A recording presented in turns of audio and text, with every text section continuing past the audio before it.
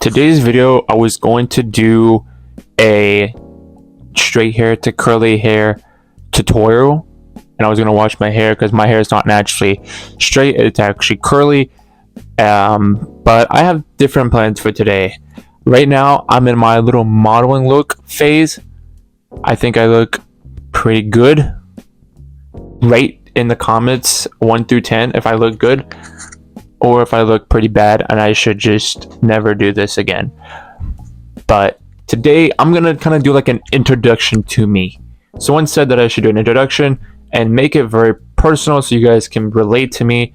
And so I'm gonna do like a little life story. I'm gonna try not to yap too much and make this video into like an hour long Netflix special. But if you have any questions or you want to learn more about me, you're always free to ask questions in the comments, and I will do my very best to kind of answer them. So first of all, hi, my name is Matthew Funk, or Maddie, or Matt. Just don't call me late to dinner. Oh, brother, this guy stinks! Nope, okay. I am 23 years old. I'm from the state of Virginia. Not virgin, not virginity. Virginia. You know where George Washington's from. Yeah. Anyways, I'm 23. I've never had a girlfriend before. These are fake. Fuck. And I have never pierced my ears before. And I don't know if I will. I don't know if I won't. But if I should, let me know in the comments and tell me what I should get. Should I do something like this? Should I get like diamond?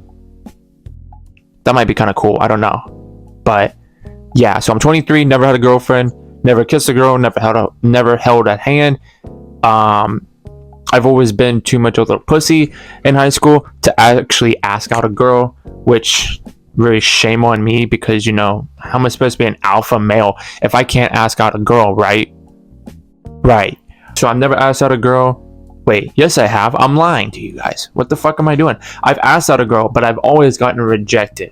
But the reason why I always got rejected is because I was never true to myself. I was always masking myself as us autistic people like to do. Not saying every autistic person's like that, but that is one of our traits. In case you guys don't know, I am autistic. I have Asperger's syndrome. If you can't tell, good. If you can, don't tell me about it. Because, I don't know. I used to try to steer away from telling people I'm autistic because they're like, oh, you're autistic, you need special attention, you need special help. Or girls might turn away and be like, I don't know if I want to date someone who's autistic because, you know, they're supposed to be taking care of me, not the other way around. But you're wrong on both sides. You're supposed to be taking care of each other, right? It's 50-50. It's not a one-way street. It's not a two-way street. It's a meet in the middle. So you do something, she does something. That's the way it should be, in my opinion. But, you know, I've always gotten rejected, and the reason why I always have is because I've always just written notes to girls. I never truly been myself and asked her out, a girl out. Until college, I did ask one girl in person, and she kind of said yes, but then 3 days later, just as Jesus rose, I did the exact opposite. I buried myself 6 feet deep in my blankets and started to cry myself. And I literally moped around for the entire day until it was like 5 or 6 o'clock at night. And I was like, oh shit, I need to eat. But I don't want to eat. I'm too sad. But luckily my friend, who I won't name, you know, really came in clutch, said, hey bro, I know you're going through a rough time, but you know, it's important to eat. It's important to do something. So I got my ass up. I walked to the cafeteria. He gave me a hug. Sweetest guy you ever meet. Like, we've been friends for years. Like, this dude's a G. Like, if I ever get married, I swear on my dad's grave, he's going to be my best man. And I've already told him that. I've said multiple times, I said, hey, when I get married, like, you're going to be my best man, right? He said, yeah, I'll be your best man for sure. It'd be an honor. And so, yeah, like, he took me under his wing. He was been my friend ever since my first year of college. I'm not in college anymore. I didn't drop out, but after my father passed away in late September of 2021, you know, rest in peace to my dad, Simon Funk. Here's a picture of what he looks like when he was younger. Here's a picture of us together. And here's a picture, you know, just him and my brother Josh. And he was always a goofy little person, right? Not little person. He was 6'5", but I never got to see him stand up because he was always in a wheelchair. But I'm actually, if you guys can tell, I'm in my room, which was his old room, and it brings a lot of memories. Like times that I would sleep next to my dad. Sometimes we'd be watching cartoons. Back here, there was a TV, a little box TV, and we would sit there and watch Tom and Jerry. Sometimes we watch Family Guy. You know, my mom wasn't around. But when I was 7 years old, I got adopted, and you know, the adopted mom didn't like me watching that type of stuff, and so you know, I'd always have to sneak it. I would always sneak stuff like watching Adult Swim, you know, on Cartoon Network, and you know, it was a blast. My dad would eat Tootsie Rolls all the time. Like, I'm actually recording on his dresser. And so the funny thing about my dad is that he almost had photographic memory. Like, he knew exactly where everything was. Like, he would say, "Hey son, look at my drawer. It's behind the comb next to my bottle of pills, prescription wise, and my such and such will be right there, and it will always be exactly where it's at, and if it's not, you moved it and you're gonna get your ass beat." Just a figure of speech. But he always knew where stuff was. Even if it was sitting there for 2 to 4 months, he would still know exactly where everything is at. And it's crazy. His memory is absolutely insane. He never graduated high school. I think he dropped out like 7th grade. But he was super smart with money. He was really good at counting. He always knew how much he had. He always had a safe. He's kind of very guarded when it comes to money and stuff like that. He didn't trust anyone.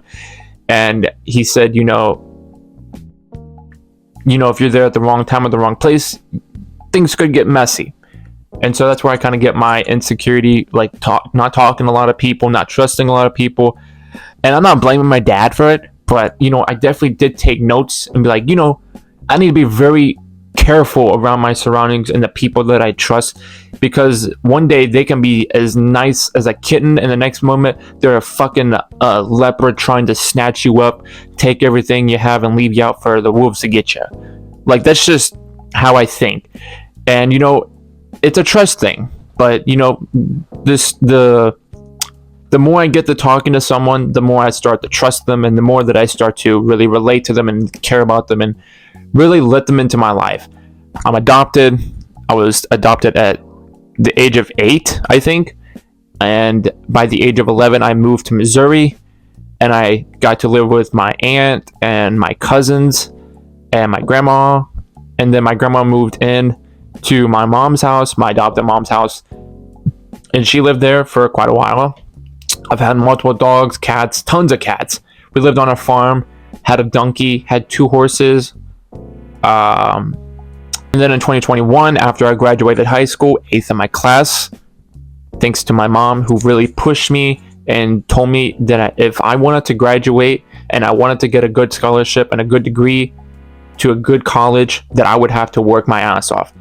And this is like future note for people. If you're 15, 16 years old and you're just in high school or you're about to finish high school, your senior year is the year you need to lock in.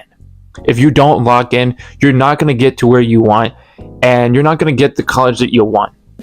And colleges really do look at that shit. Like, if you're fucking around your junior year and you're not taking your classes seriously, especially if you're taking college credit classes, which I took, my mom said, if you take these, you have a higher chance in getting accepted into a college, whether it's a huge university, whether it's a small university, your chances increase significantly. Now, I'm not like a college administration person. I'm not that smart in that field. But what I do know is if you do work your ass off in high school, your chances of getting into a good college are really good. That's just what I'm going to say. I got into EMU. It's a college in Harrisonburg, Virginia. There's another college called JMU, which stands for James Madison University, and EMU stands for Eastern Mennonite University. It's not an actual Mennonite college anymore. They've kind of steered away from that, but I do think they take some things from when they used to be a Mennonite school. But yeah, I didn't do well in college because my dad passed away. I started to fall for this girl who I asked out in person, and she kind of said yes, and kind of said, okay, what are you insinuating? What do we do in this relationship? Because she never really had one before, and I didn't know exactly where to start. But what I did know is I liked her a lot. I really appreciated her. I really looked up to her. She's a badass in badminton. Like, she really is. Now, I'm not glazing her or anything, but she just really is super good at what she does. I mean, she's graduating in a couple weeks. I'm going to go up and see her. And my roommate, who is just an amazing person overall. He has an addiction to Starburst, though. That dude can eat a whole fucking family-sized bag in like 2 hours. A little story: when I was in college, I always kept my side of the room pretty neat. Like, I made my bed, my laundry was done every Sunday. My desk area would get kind of messy because I'm working and eating and all that stuff. I ate a lot in college. I'm not gonna lie. I went through like a whole pack of ramen in like 2 or 3 days, because I would eat like 2 packs if I was staying up late to write a paper or do something, or maybe I wasn't actually doing homework and I was just watching Disney Plus or Netflix, or I was scrolling on TikTok or whatever. I would eat 2 packs of ramen, and I would take Cheetos and I would put them in there. It's pretty fucking good. When they say ramen is a college student's best friend, I quite literally mean that. Like, it's their best friend. Before I went to college, my room was always messy. My room's not super messy right now, but it's pretty organized. It's pretty clean. Like, if a girl came in here, I think she'd be pretty impressed. Not that I'm gonna get a girl in here anytime soon, but yeah, kind of sad.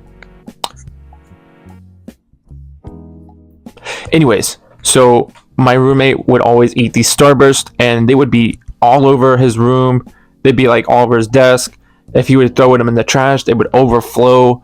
And almost every weekend, like Fridays, Saturdays, I would go and visit my mom here in Woodstock. And I would leave, and it would be full. I would come back, and it would be even fuller, because Friday nights he'd always play D&D. If you don't know what that is, that's Dungeons and Dragons. I don't fuck with it. It's kind of weird. But you know, there are people who actually invest their time into making characters and stuff, and he was super good at it. Like, I think if he'd had a job and like creating D&D characters, like, he would make a killing off of them. Just a killing. And he would always, you know, go in Discord with his friends, and he would talk and all that stuff. And I would be making TikTok videos, and we would kind of clash, because I would be kind of loud on making my TikTok videos. But overall, we were super chill roommates. Like, we were both kind of introverted. We both didn't talk to a lot of people. We both stayed in our rooms most of the time until we joined CAC, Campus Activity Counselor, which is where you make fun events for the whole campus and staff. And it really got me out of my comfort zone. It really helped with my social anxiety and just overall campus life, and I really enjoyed it. Unfortunately, that didn't last very long, because, you know, I didn't make it back into the fall semester of 2022. But what I can say is I learned a lot from college. I learned how to be myself, to the very least. I learned how important it is to make friends very early on, because if you don't, you're going to get lost, and you're just not going to have a lot of friends. And I learned the importance of taking time to just take it all in. It's very important to take it all in, regardless if you're first year or your last year. If it's your last year, you really need to fucking lock in and do everything that you need to do, but also take the time to kind of relax and appreciate that you made it this far. You went through high school, you made it, you graduated, you got into college. Getting into college is a lot harder than getting through college, I would say, because, you know, you got to work hard to get into that. And it's like a job too. You got to work harder at getting the job than you do at the job. At least that's what my mom says. Adopt that mom. And so, like, college really helped with my overall social life. I would say that I became more social in college than I was academic. Now, versus high school, where I wasn't super social and I was really academically smart. Kind of flipped the tables. How the tables have turned. How the turns of tables. You get what I mean? But yeah, this video is almost 20 minutes long. I'm not trying to sit here and yap for the entire time. But if there's one thing that I want you to get out of this video, is that your life matters. You need to live to the fullest. And as my best friend, his father once said, your future, your choice, you decide. It's on the screen right now. Take a screenshot, write it on a piece of notebook paper, an index card, have it where you look at it, whether it's on your desk, your computer, your wall, your dream board, because it's your future, it's your choice, you decide. And that really stuck with me, because my friend, he's really smart, he's really handsome. I'm not gonna glaze him, but yeah, I hope you learned something about me, this introduction to my life, kind of how I think, a little bit of my trauma, you know. But the next video that I do post next Tuesday will be straight hair to curly hair routine and how I get it to not be so frizzy. Hopefully you guys enjoy it. I already done the thumbnail because it was pretty easy. This one here, I don't know how exactly I'm gonna do the thumbnail, but I'll figure something out. But yeah, also follow my Instagram and my TikTok on the screen here. Subscribe to the channel, like the video, comment down below anything that you thought was interesting, any questions you might have. Turn your post notifications on so you're notified when I do post a video. Love yourself, speak yourself, live your life to the fullest, and I'll see you guys in the next video. Peace out.